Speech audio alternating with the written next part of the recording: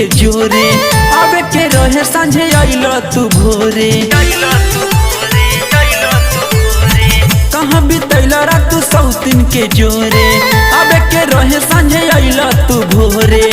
धैला के करा के सिनेमा में साट के बोला कहाँ से आइला ये राजा जी कब न के उठलाली चाट के बोला कहाँ से आइला ये राजा जी हमर वाला चीजवा बाट के कब न के उठलाली चाट के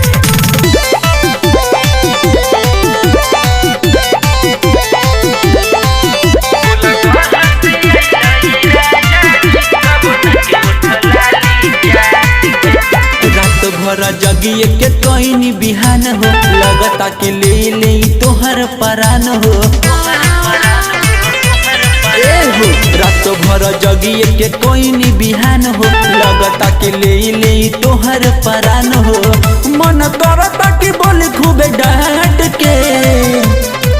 बोला कहाँ से आइलो ये राजा जी कब न के उठलाली चाट के बोला कहाँ से आइलो ये राजा जी हमर वाला चीजवा बाट के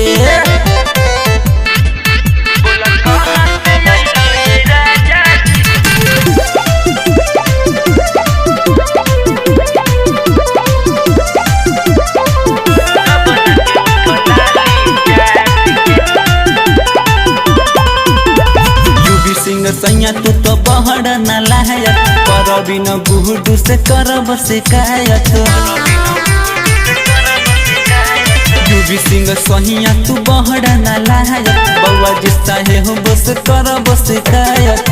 तोहरा लगता कि खाई जाई काट के बोला कहाँ से आइलो ये राजा जी कब न के उठलाली चाट के बोला कहाँ से आइलो ये राजा जी हमर वाला चीजवा बाट के कहाँ बितैला रात तू सौतीन के जोरे आवे के रहे सांझे आइलो तू भोरे धैला के करा के सिनेमा में साट के बोला कहाँ से आइलो ये राजा जी कब न के उठलाली चाट के बोला कहाँ से आइलो ये राजा जी हमर वाला चीजवा बाट के presented by Halkat Films।